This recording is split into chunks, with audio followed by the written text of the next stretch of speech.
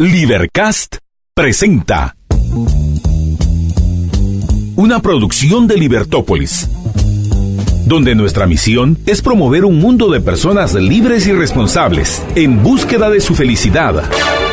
Creamos valor innovando, analizando y transmitiendo información e ideas. Día a día encontrarás los episodios de las emisiones correspondientes a nuestros programas. Contravía, todo a pulmón. Contravía por la tarde, más negocios y Liberviernes.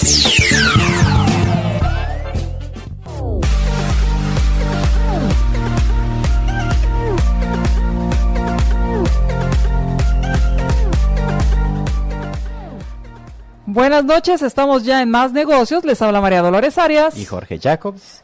Nos acompañan los controles Mario Herrera y gracias a todos quienes nos están siguiendo a través de nuestra transmisión en facebook.com/libertopolis.com, en YouTube canal Libertópolis y en Twitter @Libertópolis. A quienes nos escuchan a través de la 102.1 FM, muchas gracias, bienvenidos. Estamos haciendo ya un cambio de tema, cambio de canal, pero vamos a estar hablando acerca de un tema por demás interesante. Vamos a hablar acerca de la Declaración Única Centroamericana. Esto es esta declaración que une a la región centroamericana para agilizar los procesos. ¿Qué está sucediendo? ¿Cuáles son las oportunidades? ¿Cuáles son los retos? ¿Y y cómo está funcionando? De eso vamos a platicar con nuestros invitados, quienes van a estar más adelante con nosotros. El viceministro de Economía, el licenciado Julio Dougherty, y también el licenciado Werner Ovalle, de la Intendencia de Aduanas de la SAT. Así que de esto vamos a platicar con nuestros invitados. Así que si tienen preguntas, tienen dudas, comentarios, por favor pueden mandarlas a través de nuestra transmisión en Facebook, a través también de nuestro WhatsApp 4585-4280. Y vamos a arrancar de una vez con nuestro segmento de Negocios en el Mundo. Negocios en el Mundo. ¿Qué ha pasado en Estados Unidos respecto La empresa está apostando la vida, literalmente. ¿Cómo estuvo el mercado bursátil? Más Negocios presenta Negocios en el Mundo.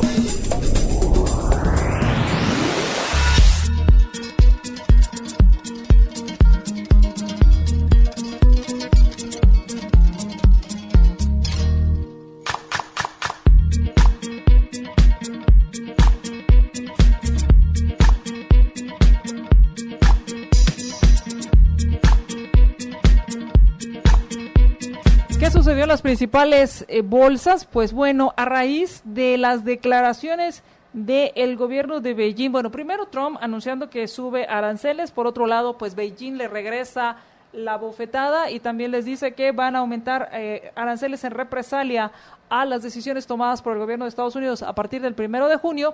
Esto pareciera, Jorge, no sé tú qué pensarías, pero al final es como estas bravuconerías de adolescentes de la secundaria que se quedan de ver a la salida y se dicen, bueno, tú primero, a ver quién, y están en esos amagues de conflicto, pero que al final no pasa nada, pero mientras tanto nos vemos a la salida. ¿Sí?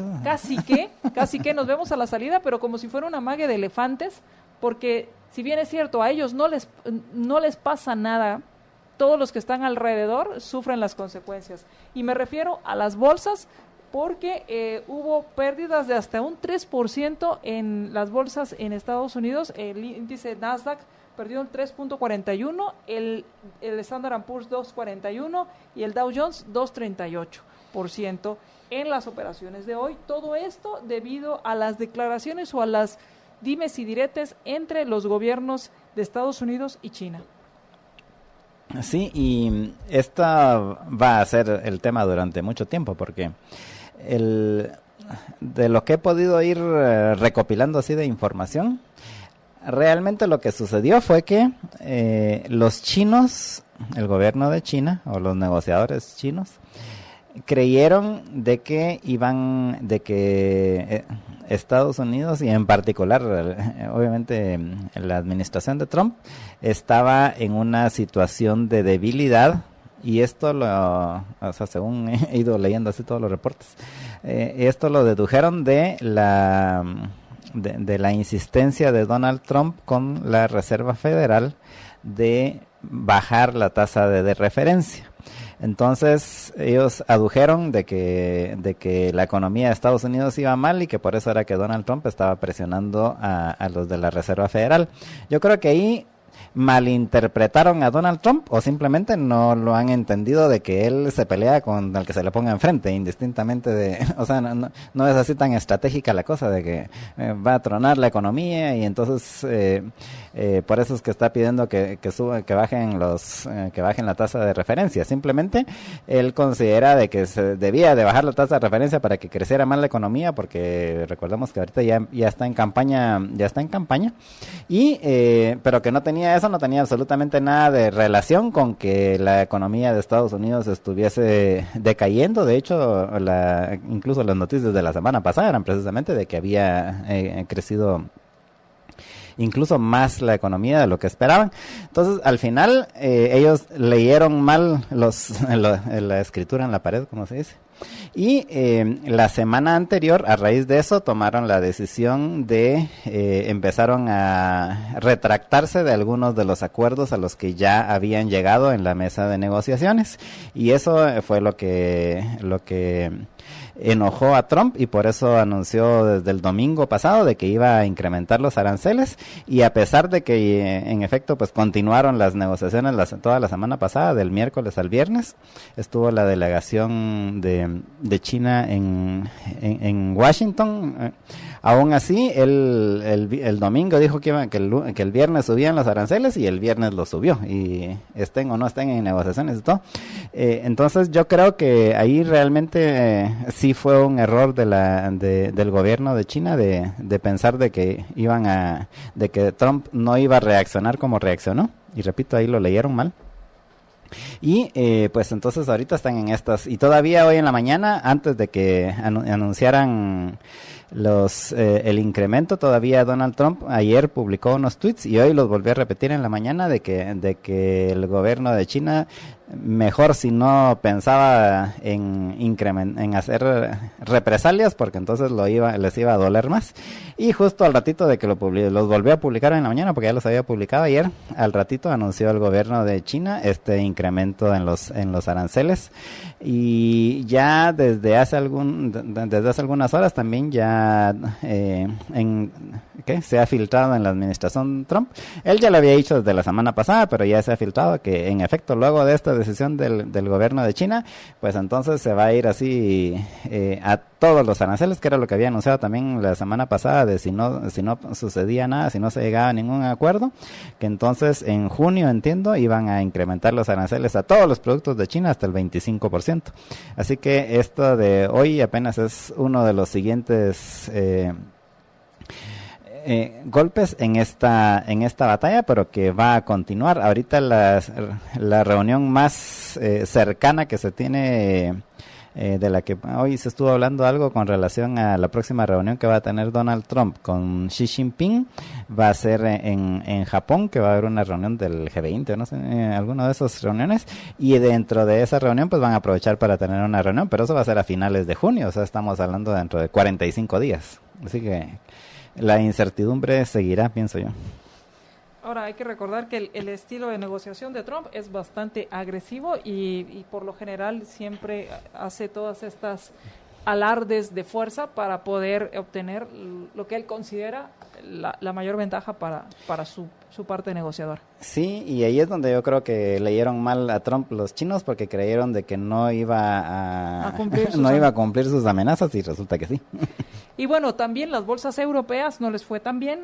Las pérdidas fueron encabezadas por la bolsa alemana, que perdió 1.52%, después la francesa con un 1.22%, seguida por la de Madrid con 0.78% y Londres con 0.55%. Las principales perdedoras en el caso de Estados Unidos fueron las empresas de tecnología, ya que son las más susceptibles a las negociaciones que se están haciendo en China. Recordemos primero que tienen inversiones ahí, segundo son sus proveedores, y por consiguiente todos los aranceles pues les incide directamente. Y las bolsas asiáticas pues bueno, también hacia la baja. Así que eso fue lo que sucedió en los mercados Bursátiles, otro tema interesante, Jorge, fue que el Bitcoin, después de ir hacia la baja, ahora supera la barrera de los $7,000 desde septiembre del año pasado. Así que nuevamente esta criptomoneda pues empieza a recuperar terreno y supera por primera vez desde septiembre los $7,000 por Bitcoin. Y de hecho hoy subió arriba de los $8,000. Ahorita ya bajó un poquito, pero está todavía en $7,945. Está más cerca del 8,000 que de 7,000, básicamente. Y bueno, aquí lo interesante de esta criptomoneda es que como es descentralizada, no hay, al final es la misma producción de criptomonedas y la misma demanda y oferta la que va a ir haciendo que se vaya cotizando. Sí, con la salvedad de que una vez se complete la cantidad de monedas que supuestamente iba a ser en un par de años, pero con este bajón que tuvo de seguro pues se va a tardar más, pero una vez se completen la emisión completa de las monedas como está diseñado en el esquema del Bitcoin, pues a partir de ahí básicamente ya no hay más creación de moneda, que es la principal diferencia con un banco central, y creería yo que a partir de ese momento pues seguirá creciendo, seguirá incrementándose el precio precisamente porque no hay un incremento en la masa monetaria.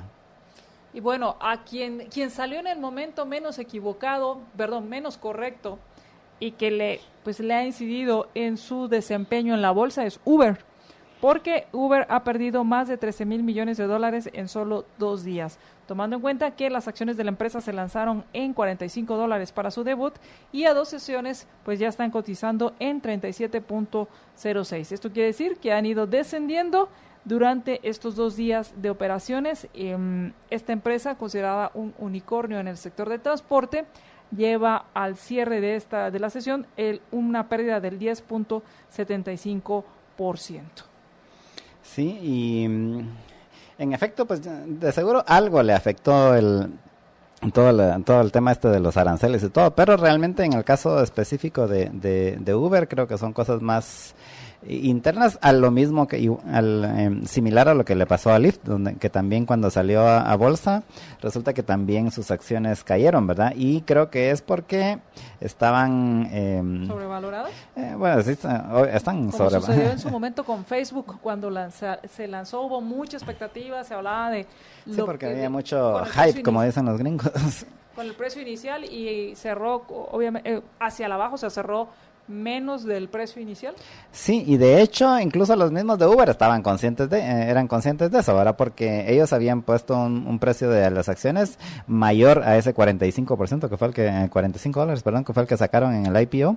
Ellos habían previsto inicialmente un precio más alto para las acciones, pero cuando ya viendo cómo venía la cosa, mejor le bajaron el precio. O sea, de hecho la pusieron, generalmente cuando se anuncia un IPO, anuncian un rango de precio en donde se va a fijar el precio de la acción el día que salga a la bolsa. Y al final ellos cuando sacaron la acción a la bolsa el viernes, lo sacaron en la parte más baja del rango. O sea, ellos mismos estaban conscientes de que estaba un cacho sobrevaluada la acción, ¿no? Bueno, pues vamos a ir al corte y cuando regresemos hablemos acerca del DUCA o la Declaración Declaración Única Centroamericana. Regresamos. Negocios en el mundo. ¿Qué ha pasado en Estados Unidos respecto a la empresa está apostando la vida, literalmente? ¿Cómo estuvo el mercado bursátil? Más Negocios presentó Negocios en el mundo.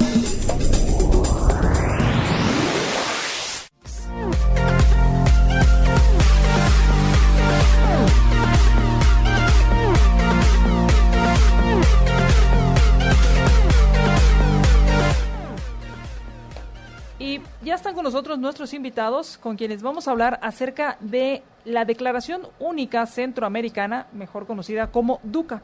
Está con nosotros el licenciado Julio Dougherty, viceministro de Integración y Comercio Exterior del Ministerio de Economía, y también el licenciado Werner Ovalle, intendente de aduanas de la Superintendencia de Administración Tributaria. Muy buenas noches y bienvenidos. Muchísimas gracias, Ariel, con un gusto estar aquí con ustedes. Siempre es agradecer mucho la oportunidad de poder trasladar toda esta información que muchas veces se queda en ese impasse que la mayoría de gente no conoce realmente a detalle, y pues gracias a esta comunicación y a esta oportunidad que nos dan, pues vamos a poder explicar muchísimo de esto. Empecemos hablando sobre qué es el DUCA. El DUCA, de una muy sencilla, es la Declaración Única Centroamericana, que viene a suplir 3 declaraciones individuales que existían anteriormente. Anteriormente teníamos estas 3 declaraciones, el DUT, que es la Declaración Única Terrestre que se daba entre los países y las mercancías de terceros países, el FAUCA, que era lo que se transmitía, era la declaración que admitía esa transmisión de productos entre los países centroamericanos, y el DUA, que lo que hacía era un movimiento local con productos de terceros países fuera de Guatemala. Lo que se viene aquí es a unificar las 3 declaraciones, basándonos mucho en las obligaciones también que tenemos como país con Unión Europea y con otros países, donde la facilitación de comercio han sido fundamentales para que este desarrollo de la integración centroamericana pueda seguir avanzando. Entonces, en conclusión, es una declaración que permite el movimiento de todo este tránsito internamente en Centroamérica y que simplifica y facilita ese comercio.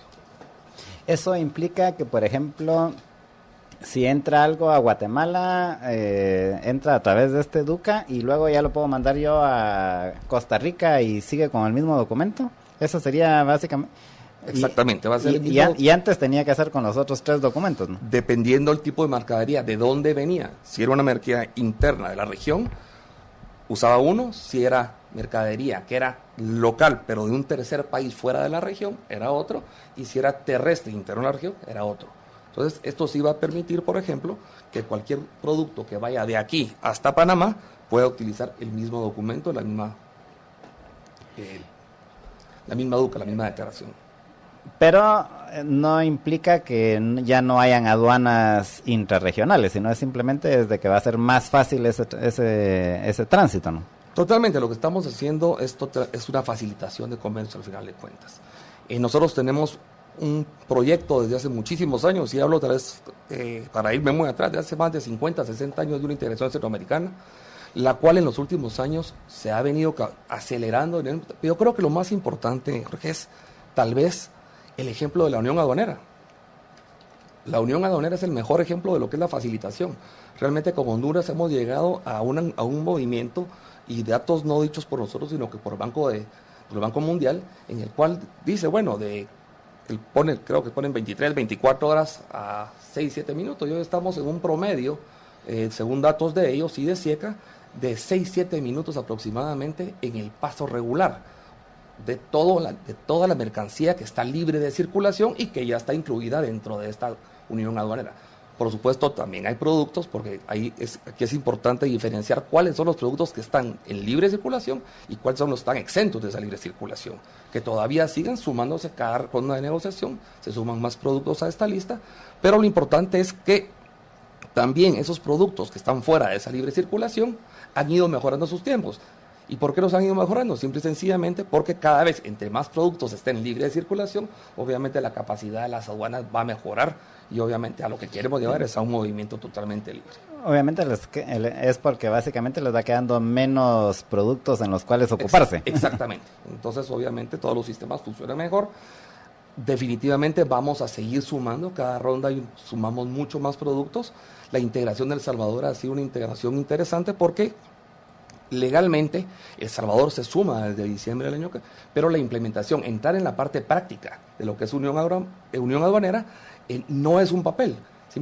Como decía muy bien aquí el intendente, esto es un cúmulo de trabajo de muchas instituciones que están al margen, que muchas veces uno no las ve. El Ministerio de Economía es simplemente un coordinador, un facilitador de todas estas mesas, quien dirige este grupo, pero Ministerio Fundamental, Agricultura, todo el área sanitaria, fitosanitaria, salud, obviamente aduanas, quienes son la base realmente de todo este intercambio de información entre aduanas. Tenemos migración para un paso ágil de personas. En fin, hay muchísimas instituciones que rodean a esta facilitación. Entonces, ¿qué pasó con El Salvador? En El Salvador hemos trabajado fuertemente para apoyarlos, para que todas las instituciones que pertenecen a este grupo puedan estar al mismo nivel y bajo el mismo estándar que tenemos hoy con Honduras trabajándolo ya. Y en el caso de Honduras, los productos estos que usted menciona de que ya están dentro del, ¿qué? Que ya están Libre circulación. dentro de la libre circulación, eso básicamente implica que no tienen aranceles para si yo mando un producto de aquí de Guatemala a Honduras dentro de esta especificación, ¿no?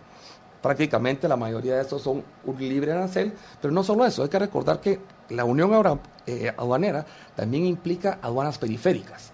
¿Qué implica? Todas estas aduanas periféricas que ya están señaladas y que ya están implementándose. Entonces, por ejemplo, si entra algo por una aduana que tenemos con México, por ejemplo, desde ahí y ese producto va hacia Honduras, ya las autoridades hondureñas van a conocer de ese producto, hay personal de las aduanas hondureñas en ese punto, y lo que va a permitir es que ese movimiento por todo el territorio guatemalteco pueda seguir de largo hacia Honduras sin hacer las colas y sin parar en la aduana entre Guatemala y Honduras. Esto estamos hablando en cuanto a aranceles. En cuanto a las regulaciones no arancelarias, ¿cómo va este trámite? Porque muchas veces tal vez tiene 0 arancel, pero resulta que tiene 3, 5 registros que pueden ser por agricultura, que pueden ser por salud, que pueden ser... ¿Cómo va esta simplificación para poder transitar libremente? Yo diría que cada vez mejor, Marielos. Esto entre Guatemala y Honduras hemos trabajado muy de la mano. El Salvador va un poquito más atrás. De hecho, importante mencionar, Guatemala cuenta con la presidencia pro tempore desde enero hasta el 30 de junio. Una presidencia que ha sido sumamente activa. En las últimas 5 o 6 presidencias, lo más que hemos tenido son 2 reuniones de Comieco, del Consejo de Ministros de Economía, y hoy a la fecha ya en Guatemala hemos tenido 3 reuniones de Comieco con negociaciones en cada una. La siguiente será el 28 de mayo, siendo la 4ª, y la última será en la última semana de junio, donde vamos a tener finalmente 5 reuniones. Eso realmente en todas estas presidencias no había pasado, y cada presidencia se va logrando un poco más. En la última reunión que tuvimos la oportunidad de tener una mesa sumamente importante, porque es la primera vez, yo diría que eso sí es histórico, en que se reúnen todos los ministros de Economía, todos los ministros de Agricultura, todos los ministros o directores de Turismo y todos los ministros o viceministros de MIPYMES. 4 grupos realmente que son fundamentales para la economía de los países. Es primera vez que logramos una mesa de cerca de 70 personas que toman decisión. Y eso era lo importante de esa mesa. Realmente conseguir la instrucción para que las mesas técnicas pudieran tener una mayor agilidad. En el caso del Triángulo Norte, también tuvimos como parte de esta reunión, pedimos que estuvieran representantes del ministerio, estuvo el viceministro de Agricultura de El Salvador, el ministro de Agricultura de Honduras y el viceministro de Agricultura de Guatemala, Byron Acevedo. Estuvo el ministro de Economía de Honduras, estuvo la ministra de Economía de El Salvador y su servidor en esta mesa, tratando precisamente de agilizar esos temas, María, que son fundamentales, porque muchas veces pareciera decir que el hecho de que no hay aranceles significa, pero existen esos bloqueos técnicos que le llamamos nosotros, que definitivamente de nada nos sirve que pasen libres si adelante los van a parar 1, 2 y 3 veces para poderlos fulminar y poderlos analizar.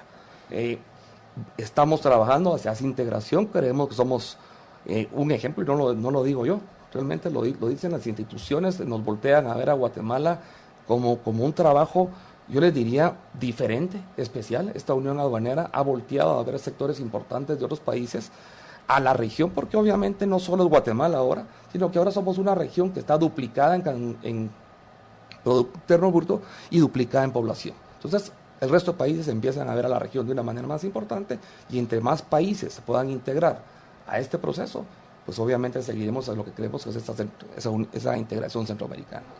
Vamos a ir al corte y cuando regresemos hablemos ya de la implementación del DUCA, porque salen noticias, Prensa Libre publica en la semana pasada pérdidas por hasta $144 millones diarios debido a que el sistema aduanero o este nuevo sistema aduanero o no funcionaba adecuadamente.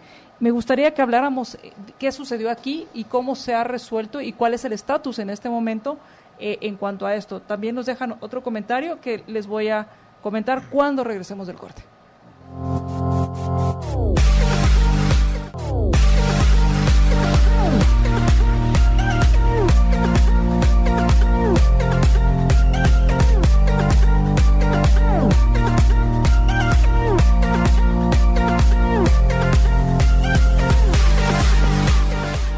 Bueno, y en Mr. Bodeguitas usted puede almacenar toda la mercadería y toda la papelería que necesita tener durante bastantes años.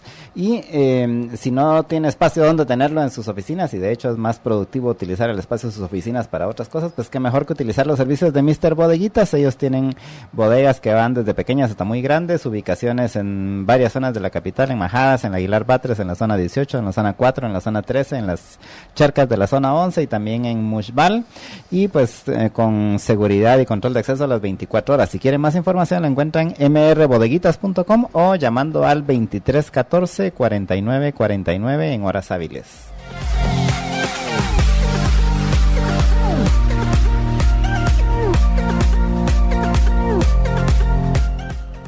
Y estamos platicando con respecto al DUCA, en qué consiste. Ya hemos hablado al respecto con nuestros invitados, el licenciado Julio Dougherty de Mineco y también con el licenciado Werner Ovalle de la SAT.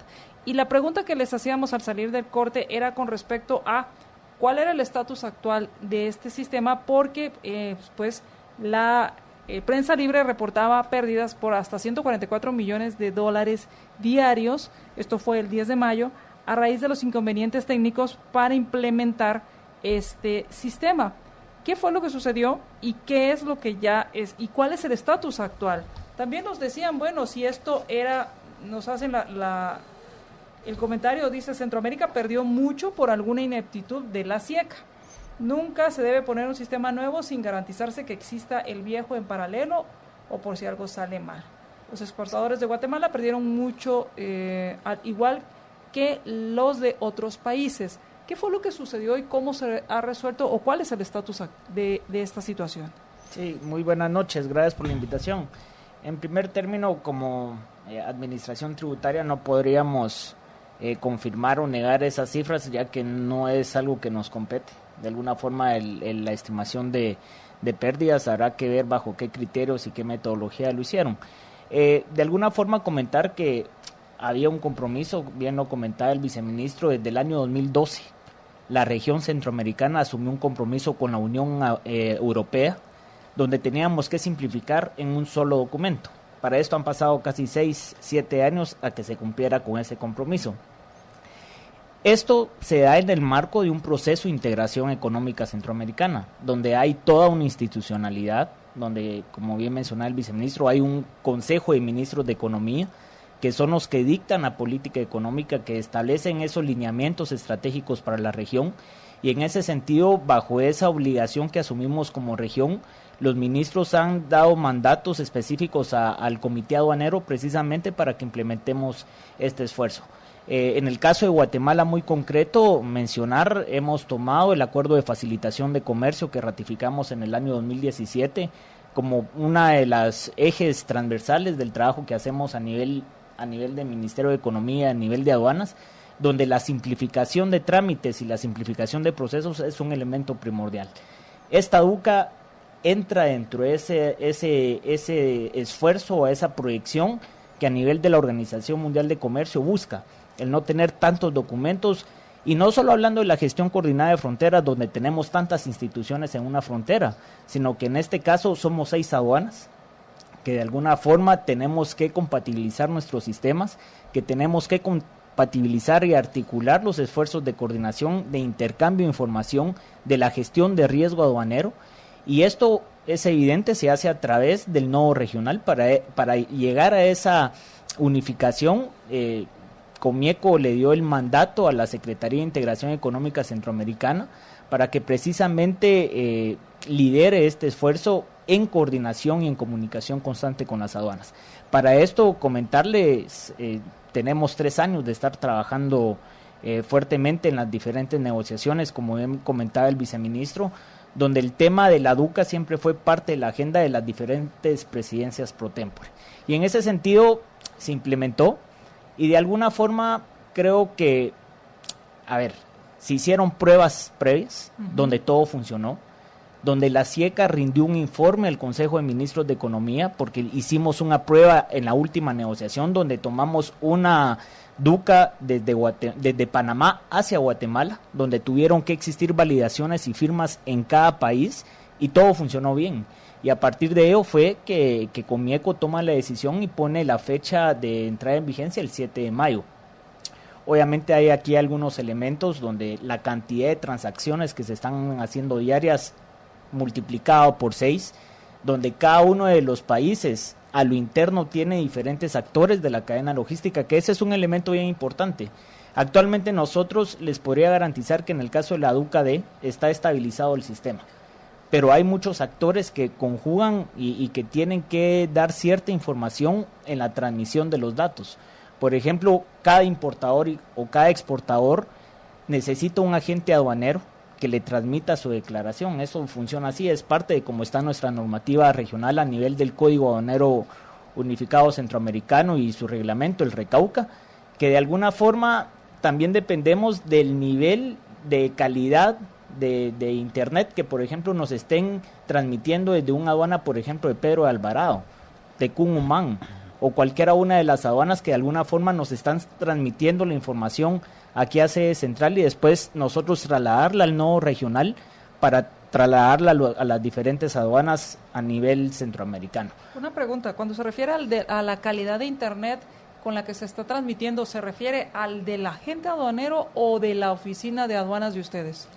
Se debe a la de agente aduanero, que por lo general ellos tienen sus oficinas en Ciudad Capital y no hay problema, pero todos ellos tienen oficinas en las diferentes aduanas. Y a veces ahí es donde se tienen algunas fallas de conexión que de alguna forma afectan la transmisión de datos, que como les digo, este es un todo. Al momento de hacer evaluaciones de si funciona o no funciona el sistema, creo que tenemos que entrar a ver todas esas aristas. Por ejemplo, el día 10, que entramos a hacer una evaluación profunda, en SAT nos percatamos que el 58% de las fallas que nos estaba generando la DUCA-D, que es la declaración que antes se llamaba DUA, se debía al mal llenado que el usuario estaba haciendo de la declaración. O sea, no es que la DUCA no funcione o no es que el sistema como tal no funcionara. Hay también una responsabilidad del actor que de alguna forma está obligado a presentar la información ante los servicios aduaneros. Para esto, comentarles, estuvimos comunicando casi 6 meses, con 6 meses de anticipación que esto venía, y hemos recibido llamadas donde gente nos ha dicho que no sabía ni qué era la DUCA. Entonces, de alguna forma, alguien que no sabía qué era la DUCA, obviamente va a tener algún problema de leer un instructivo de la DUCA y al final de cuentas transmitir. Nos hemos topado con varios casos que creo yo que por eso hay que ver este tipo de problemas con la profundidad y el análisis necesario. A mí me surgen varias preguntas. Por ejemplo, dice, bueno, nos hemos encontrado con gente que no sabía ni qué era la DUCA. ¿Eso entre los agentes aduaneros o entre los clientes finales? Clientes finales, porque al final de cuentas ellos encomiendan toda su transacción ante el servicio aduanero a través de sus agentes aduaneros o diferentes actores que participan en el comercio internacional. Para ello es que nosotros hemos iniciado una serie de coordinaciones. Comentarles, tuvimos más de 3,000 capacitaciones previo a la entrada en vigencia de la DUCA, donde utilizamos tecnología, pusimos tutoriales a través de la página web, tanto de la SAT como de la CIECA, tuvimos webinar, tuvimos reuniones presenciales. En el caso de la SAT, capacitamos más de 500 funcionarios de las aduanas, de las 21 aduanas a nivel nacional.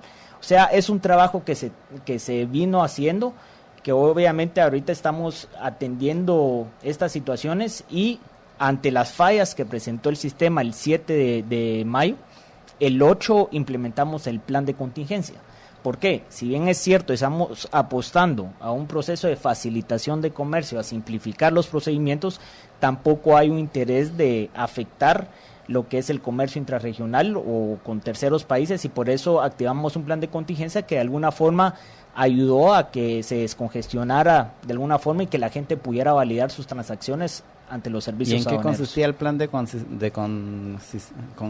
contingencia? Y tenemos una contingencia en este momento que podemos manejar rápidamente y es ir al corte. Porque aquí tengo a Mario Herrera ya con las tijeras de que tenemos que ir al corte. Vamos al corte y cuando regresemos, ¿en qué consistió este plan de contingencia y cuál es el estatus actual?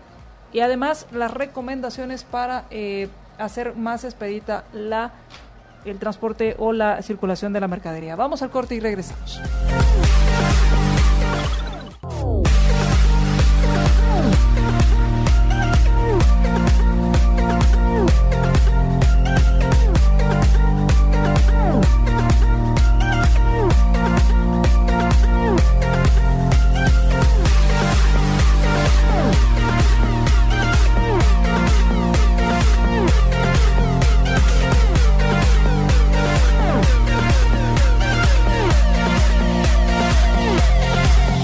Regresamos a Más Negocios y estamos platicando con nuestros invitados, el licenciado Julio Dougherty, viceministro del Ministerio de Economía, y con el licenciado Werner Ovalle, intendente de la Superintendencia del Sistema de Administración Tributaria. Jorge, tú tenías una pregunta cuando salimos a corte. Sí, ¿en qué consistió el plan de contingencia que implementaron al siguiente día después de que empezó a funcionar el DUCA? Sí, el plan de contingencia básicamente consiste en darle las facilidades a todos los usuarios para que pudieran sacar sus mercancías o ingresarlas, con algunas excepciones al momento de hacer las validaciones en nuestro sistema. Por ejemplo, el pedirle al usuario que si por ejemplo tenía una falla en su exportación, imprimir donde aparece la falla que le da error en el sistema aduanero, eso lo imprime con toda la documentación que ellos tenían, dar de alguna forma una garantía de pago en caso del pago de los impuestos, toma de fotografía al momento de estar haciendo la transacción, y todo esto nosotros lo que hacemos es hacer una documentación física, por así decirlo, para posteriormente poderla ingresar al sistema cuando nos dé una validación el sistema. Eso de alguna forma es algo que trabajamos de forma conjunta las administraciones aduaneras, precisamente porque era necesario que todos activáramos un plan de contingencia, porque de nada servía que Guatemala hiciera esta modificación en su proceso normal, que a lo que estamos apostando, y realmente el gran objetivo de una DUCA es tener una transmisión electrónica, cada vez dejar el uso de papel y apostar a una aduana sin papeles a través de una transmisión electrónica que de alguna forma nos permita tener, las validaciones que se requieran a través de los certificados de seguridad que dan nuestros diferentes sistemas. Hay firmas digitales que se van dando a través del paso de una aduana con otra, y hacia eso es que el plan de contingencia apostaba. Realmente desde la implementación el 8 de mayo, todos los sectores que conforman el sector privado pues estuvieron dando retroalimentaciones al servicio aduanero, y esto de alguna forma fue bien recibido, porque de alguna forma no paralizamos todo el comercio. Lo que sí es que a lo que apostamos es que es un plan de contingencia que debe tener un plazo. O sea, no podemos aperturar un plan de contingencia que tenga una duración indefinida, porque a la larga lo que apostamos, y el gran valor de esta declaración única centroamericana, como les decía, es tener una transmisión electrónica. Uno de los comentarios que nos manda uno de nuestros radioescuchas que es exportador, dice: el sistema no funcionó, no está del todo bien ahora, pero ya comenzó a funcionar, dice, o sea, ya. Y el error es de Sieca, no del actor, como dice el señor de la SAT. Dice, el error fue grave y ha costado miles de millones de dólares en toda Centroamérica. Eso nos lo manda mensaje un conocido que es exportador, ¿no? Sí, y les comento, por eso creo que es importante validar y establecer que son 3 modalidades de DUCA. La DUCA D, que son las declaraciones o importaciones definitivas, por así decirla, que es un tema que SAT es el que administra todas las declaraciones que vienen de terceros países hacia Guatemala. Está la DUCA F, que esta es una declaración que es administrada por la Ventanilla Única para Exportaciones, que está a cargo de la AGEXPORT, que en efecto tuvo unas fallas al inicio, pero las han arreglado, y yo creo que el radioescucha comenta que ha estado funcionando, porque también es de reconocer el trabajo que hizo AGEXPORT de poner personal 24 horas también para atender todas esas fallas y que estuviera. Y lo que es la DUCA-T, que al día de hoy se podría decir que es la que más atrasos tiene, y esa es una de las declaraciones que está a cargo de la SIECA. ¿Por qué? Porque es todo lo que va en tránsito, y de alguna forma el sector transportista es el que tiene que hacer un llenado de información también, pero que también la SIECA ha resuelto mucho de los errores, ha establecido mecanismos de de retroalimentación por parte de estos actores, y también han establecido un mecanismo de trabajo 24 horas, al igual que los servicios aduaneros, y también creo que en las 3 declaraciones ahorita podríamos hacer afirmaciones que ya están funcionando. Me queda una duda ahí, si dice que inicialmente eran 3 documentos los que se iban a cambiar ahora por el DUCA, pero resulta que el DUCA realmente son también 3 documentos, entonces no es más o menos lo mismo, solo cambiarle el nombre, ¿no? ¿Cuál sería la diferencia? Creo que habría que conocer a detalle el documento para haber conocido lo que era el FAUC, y ahora es la DUCA F, que no estaba interconectado ni con la DUCA T ni con la DUCA D, ahora sí. Lo que era una DUA, que ahora es la DUCA D, que también tenía su propia forma de administración directamente con el servicio aduanero, y el DUT, que ahora es la DUCA T, que eran documentos que existían, eran regionales, pero no estaban intercomunicados. Ahorita el valor agregado es que la información que los 3 contienen están en uno mismo, el sistema lo puede generar, y lo más importante es que eso alimenta lo que es la gestión de riesgo que los servicios aduaneros determinan a nivel de actores, a nivel de mercancías, a nivel del origen de las mismas también. Entonces esto trae componentes que ahora al momento de obligar a que estas 3 declaraciones estén en una misma plataforma, van a caminar. Yo creo que el viceministro podría hablar de lo que es la plataforma digital, que es como la segunda fase a donde vamos como... Antes de continuar con esto, solo me gustaría dejar o aclarar, por ejemplo, si alguien entra a una mercadería en Guatemala y va para Panamá, que fue uno de los ejemplos que pusieron, ¿qué tan fácil es hacer ese proceso ahora versus el 7 de mayo?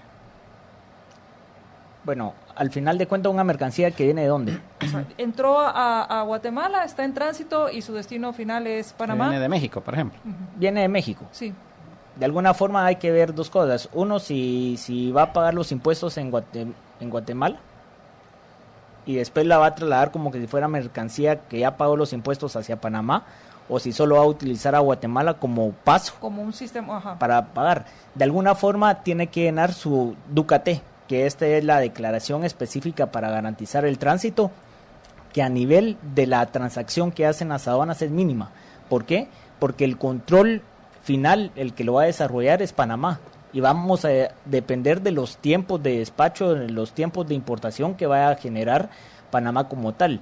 De alguna forma lo que afecta a esta mercancía es su traslado de un lugar a otro, que de alguna forma tiene que guardar las líneas y esperar el paso en cada una de las aduanas hasta que pueda ser atendida, aunque sea tránsito, porque lastimosamente nuestras aduanas y nuestros puestos fronterizos son infraestructura del siglo pasado, que de alguna forma no lo tenemos como Europa, que pudieran tener líneas que se dedicaran a cada una de las declaraciones, en este caso DUCAT. Un tránsito debería ser lo más fácil, tendría que ser el tiempo que pasa por un país y llega a su lugar de origen, pero acá al final de cuentas cuando llegan todos los contenedores a un puesto fronterizo, a una aduana, pues tienen que guardar la fila, como decimos. La cola. La cola, sí. Yo creo que para explicarlo fácil, guardar la cola, y de alguna forma el trámite a lo interno es nulo, porque al final de cuentas no es una mercancía que queda originaria. Lo que sí es importante es mantener la trazabilidad, y por eso la firma que les comentaba que cada aduana va generando. ¿Por qué? Porque han existido ocasiones y un mecanismo de defraudación aduanera puede ser: yo digo que voy para Panamá, pero realmente la mercancía se queda en Guatemala y nunca pasa. Entonces, por eso es que esta DUCA viene a ser un documento importante para nosotros, por eso es que Comieco lo vio con visión estratégica el cumplimiento con el acuerdo de asociación. Viceministro, ¿hacia dónde, o sea, cuánto nos llevará a tener lo que me imagino todos... o por lo menos la mayoría sueña, es de poder tener esta mercadería y pasar de forma más rápida estos puestos fronterizos, tomando en cuenta que, por ejemplo, hay mercaderías que van en tránsito? ¿Hacia dónde va esta integración centroamericana? Mire, esto es un trabajo, como decía, que lleva muchísimos años, que es un mandato de presidentes hacia los ministerios de Economía, en el que se debe facilitar. En esta presidencia, en la última reunión, de hecho, se aprobó el modelo de la plataforma de comercio centroamericano, que es hacia donde deberíamos llegar, y tal vez esa es la pregunta. Todos estos esfuerzos que se están haciendo ahorita son para llegar a esa gran plataforma de comercio centroamericano, que es la que nos va a facilitar todo este tipo de comercio que usted me menciona. Hay una fecha en la cual nosotros tenemos una obligación con la Unión Europea, que es el año 2021, y que para lo cual hemos trabajado cada país por su lado avanzando, pero especialmente en la aprobación del modelo, realmente que sí aprobamos ahorita en la última reunión de Comieco, para poder empezar a diseñarla. Había que crear todo este modelo, aprobarlo y poderla diseñar. Yo le diría que tanto Guatemala como Honduras y El Salvador, en el momento de involucrarse, hemos dado un paso adelante en esto, porque al final de cuentas lo que estamos haciendo es avanzando en el mismo camino. Importantísimo mencionar que también la DUCA estaba para implementarse el 1 de abril, después de tanto tiempo de haberla trazado. La fecha en el que se firma de inicio es el 1 de abril. Cuando vemos que hay problemas en todas las pruebas que se dan, porque está el documento que es público, donde todos los ministros firmamos ese documento, es que se vuelve a dar un nuevo plazo. Importante decir también que todo el sector económico, productivo, conocía estos plazos. Y siempre yo fui muy claro en el tema de decir, y digo primero agradecer muchísimo al sector empresarial que nos ha apoyado muchísimo realmente en esta transición, diría yo, y se lo decía en un principio, que nunca es fácil y nunca se puede decir. Es como cuando me preguntan a mí, mire, la Unión Aduanera, ¿cuándo van a terminar de implementar? Yo les digo, mire, nunca. La Unión Aduanera tiene vida, la Unión Aduanera cada vez va a tener que ir cambiando, va a ir mejorando. Lo mismo son los sistemas. Es como cuando uno compra una computadora, mire, ¿cuánto tiempo le va a durar? Y uno sabe que al año y medio, 2 años, la computadora no sirve, que comprar otra nueva, porque obviamente los sistemas ya no permiten que esa computadora funcione.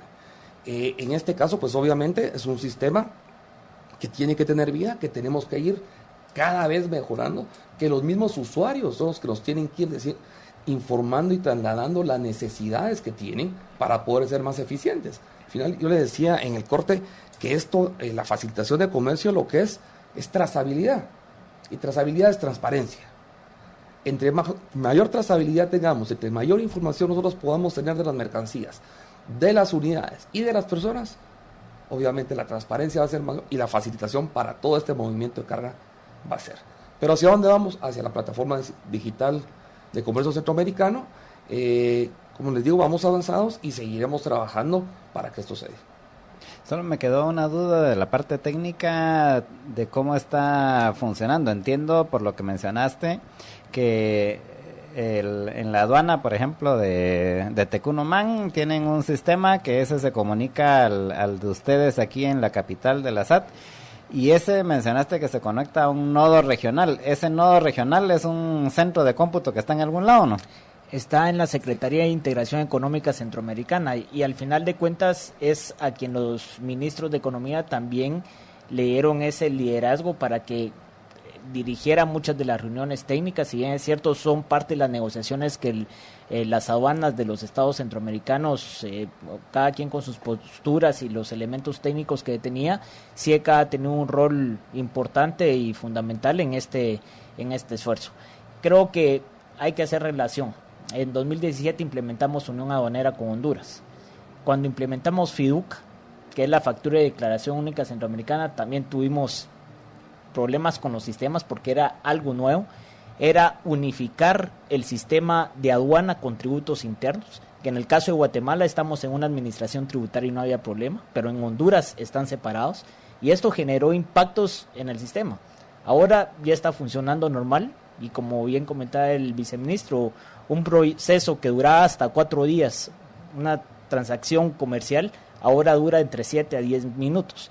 O sea, el beneficio lo va a ver la gente, y hacia lo que estamos buscando es la facilitación de comercio, pero estamos en esa fase de implementación que siempre es la más difícil. En Guatemala, cuando se cambió el sistema informático también, antes las declaraciones eran manuales. Cuando se implementó SACB, fue todo un problema acá, según me comentan los técnicos en su momento, y ahora nadie se imagina cómo antes podía funcionar una declaración manual.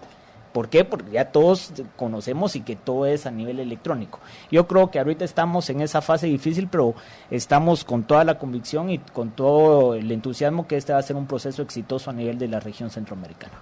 Pues Seguiremos dándole seguimiento a este tema, porque al final de cuentas todo aquello que funcione para darle mayor libertad y mayor facilidad a los ciudadanos para poder interactuar libre y voluntariamente con sus conciudadanos, pues son temas que vale la pena comentar.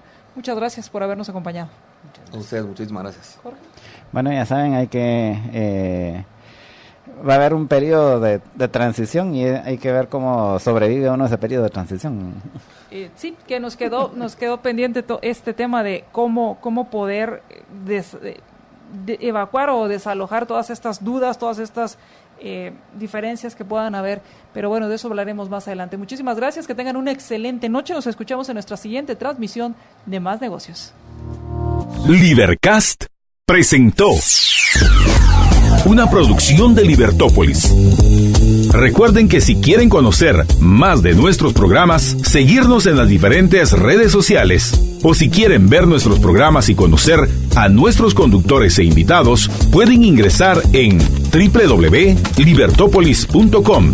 Recuerda suscribirte y dejarnos 5 estrellas para que continuemos trabajando en producir más podcasts de tu interés. Libertópolis, ideas con valor.